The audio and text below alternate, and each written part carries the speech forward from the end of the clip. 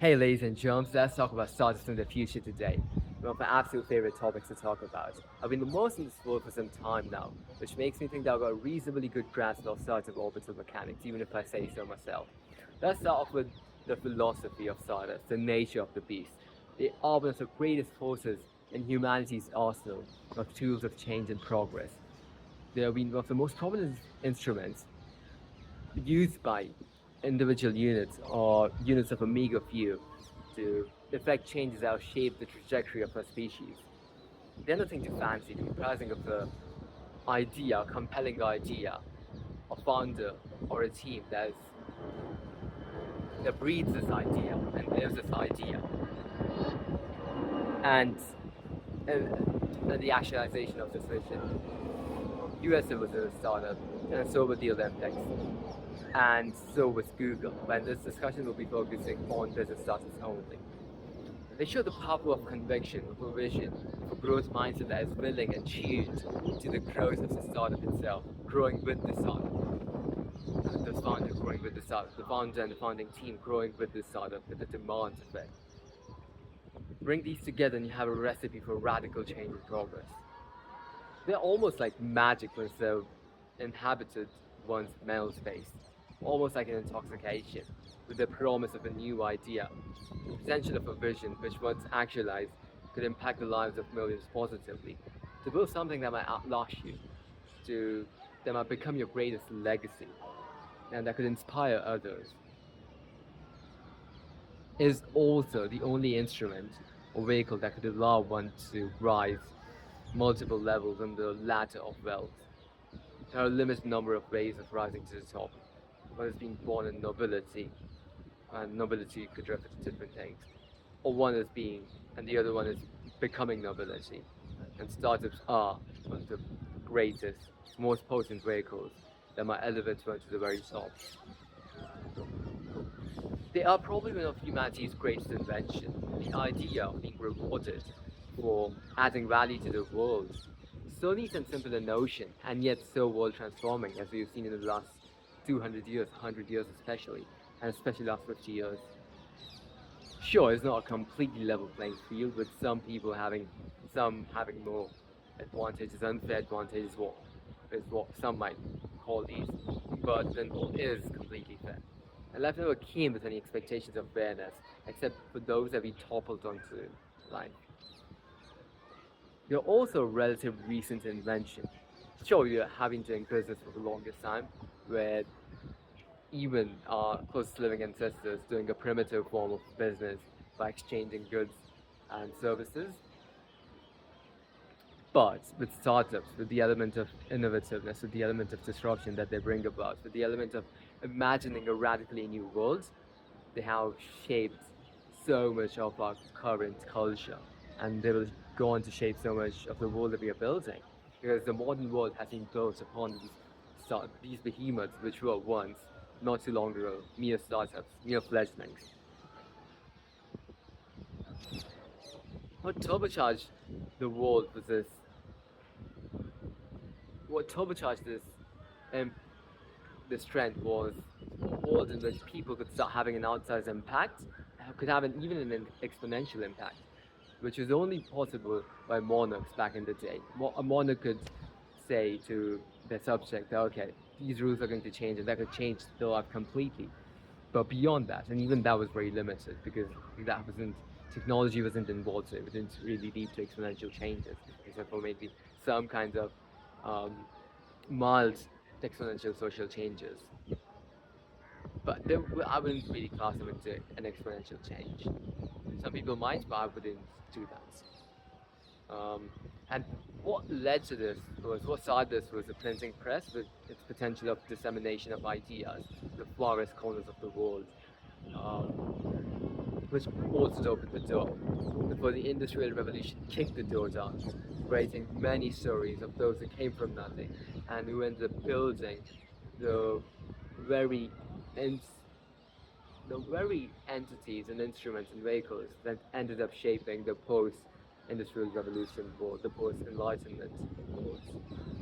And this was accelerated further by the IT and the internet revolution and then the smartphone revolution, which made it progressively easier to bring one's vision to the world, to create value for the many, and to be rewarded for by free markets, capitalism accordingly. These these revolutions stories of created a legion of men and women who were able to leave an indelible mark upon our species' glorious history. But I posit that this radically landscape shaping, altering era is about to end soon as we enter the age of AI. And I posit this because this is going to be categorically different from the democratization that we've seen in the last 200 years. I see this era playing out in two parts, two phases. You can break these down further, and there are phases beyond these phases, but to speculate about them would be pointless at this point. Phase one would Phase one would allow people to recognize and identify market gaps more effectively and build solutions far more quickly, far more effectively. And your guess would be that this would lead to an explosion of startups, which is what's going to happen, what's likely to happen. Past the first 3 to 8 years of this reality, when the market becomes inundated and saturated with a million tools to solve one problem, with a million software to solve that one particular need, with a million games in the same genre, with a billion movies, with a billion stories, only the very cream will rise to the top. That's what has happened historically, but because of the size of the output back in the day, the amount that used to rise to the top was relatively meaningful. In the age of AI, when the output is going to increase exponentially, we are going to we are going to have a new version, an extreme version of the Pareto principle, which we might want to call 99.99 to 0.001%, where only the 0.001% of things will rise to the top, everything else will be meaningless because people will be starved for attention, people will be, the only too many things that people might want to do. Started will rapidly in this age, started with with these changes, started to rapidly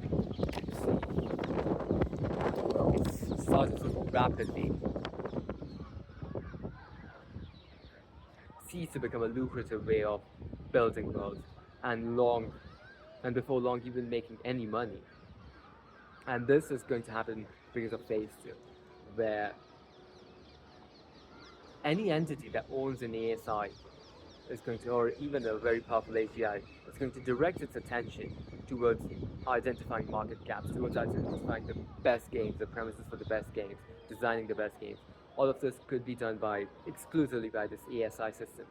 And it would lead to solutions which are far better, far more effective, far more in line, and even far more personalized for that matter, to consumers and users, which is going to lead to competing with these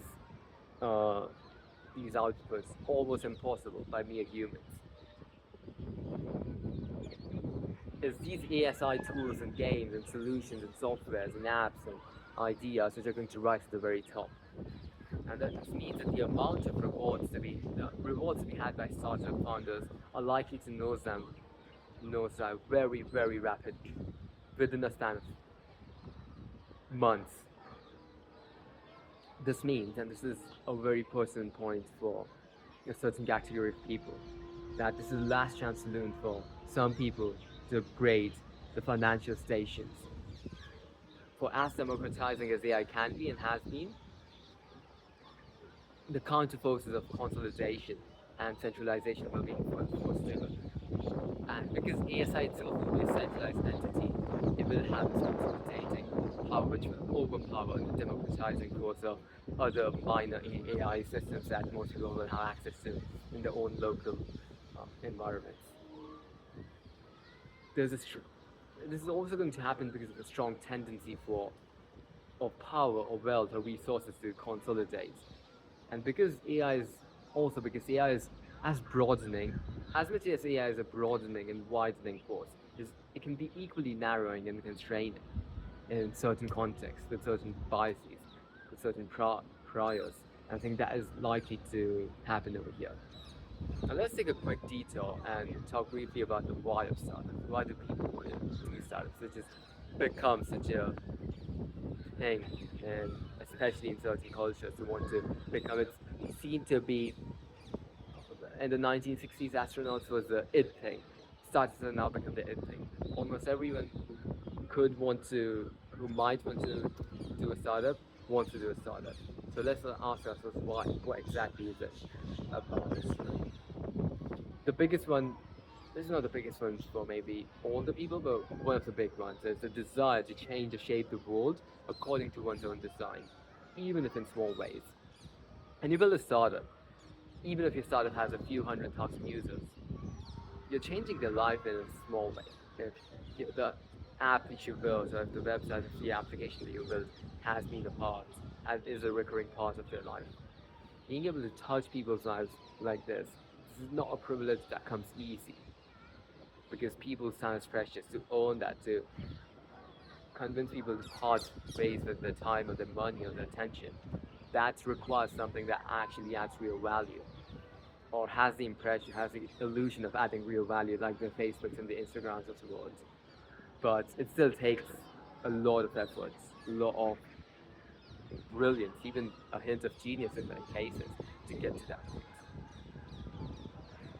Bringing your vision to life. Again, there are not too many domains where we can have a vision, we can see it to fruition, we can see the actualization of it, the manifestation of it, the reality of it existing in the very world in which we inhabit, and being able to touch it, to feel it, to see the impacts of it on your life and on the life of others. There's a very compelling force which convinces many to go down this path.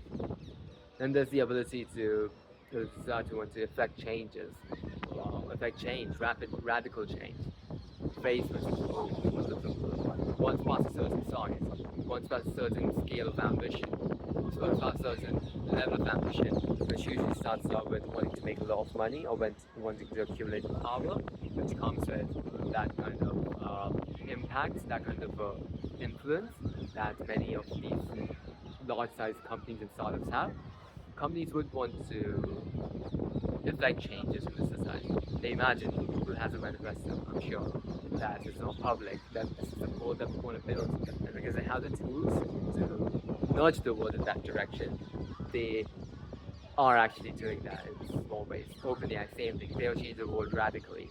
So that ability or that power to affect change, to change things drastically, that's quite potent desire or force.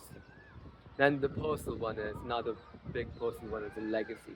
Something you can look back as your proudest achievement in your time here on earth.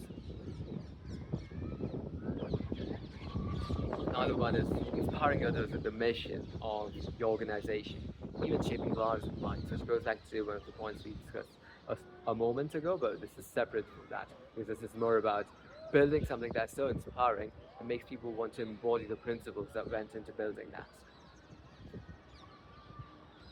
A big one which gets a lot of people in this is the ability to make outsized financial returns on one's time and cognitive output. Well, there's a few ways to make it to go from level one to a level beyond that, and the only one except for maybe sports and entertainment, that one can rise to the very top, coming from nowhere near the top. Why money? What exactly is it so compelling about money? It gives you the freedom, it gives you the optionality, it gives you control, it gives you all of the things that we spoke about. So all the reasons why people want to start it, you can tie them to why people want to build wealth, build. It gives you money, gives you control. That control gives you helps you build power. The power can create more and more freedom, which is what almost everyone wants to do the highest degree. Freedom, and again, there are different levels of freedom, right? Self-actualization is the ultimate level of freedom. Some might just stop at the level where they can control their time, but if you can't control your mind, you're not truly free. And being able to shape your environment, your local environment, and even the wider one, to your designs that gives you, that affords you the greater freedom on other levels that might matter to you. Then there's status, which is a big one. That comes with being a world changer or a world change shaper. Actually, mix up the words, a world shaper or a change maker. Um, and then startups are for those who want to go deep into a problem space. There are two kinds of people who want to go deep into a problem space. One are the people who pursue the path of a PhD, and two, who want to see the pragmatic results of their efforts by applying the results in the real world and wanting to see improvements in people's lives, wanting to affect change in the world through a deep dive into something that they might be deeply curious about. Now, let's talk about bootstrap startups real quickly. I predict they are about to explode, and it's pretty easy to see why. The cost of operation, the cost of production, the cost of development, the cost of operation, they are going down drastically with every single passing second. And they're only about to nosedive further.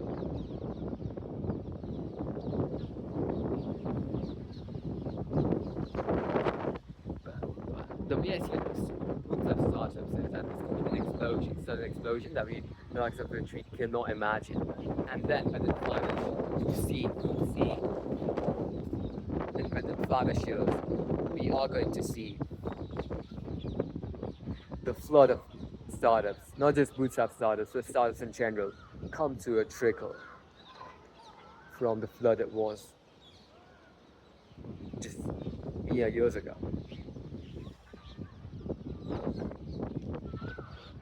Due to the changing risk profiles that VC funds have and angel investors have, due to changing clients, due to the saturation of a lot of ideas, due to the picking off of a lot of lower hanging fruits, we're going to see funding become less and less focused on some more promising later stage ideas, deep tech ideas, and becoming less prominent in early stage ideas. Because even if you got Tesla, Rockstar, fast, picking an area that might be, most areas have been explored.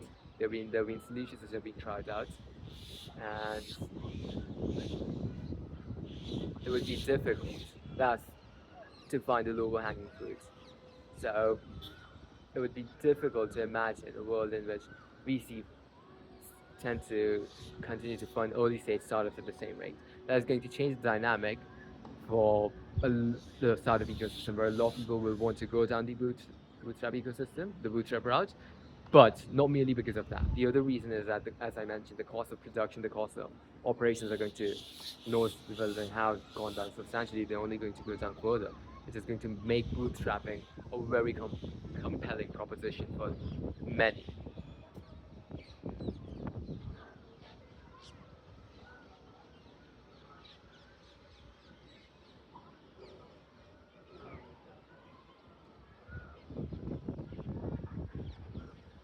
So I think we'll need to be prepared to see a world of prepared to see an explosion of startups with thousands in each category, millions, maybe hundreds of thousands, and most of them completely is indistinguishable from the other, with distribution and brand being one of the few modes, pretty much.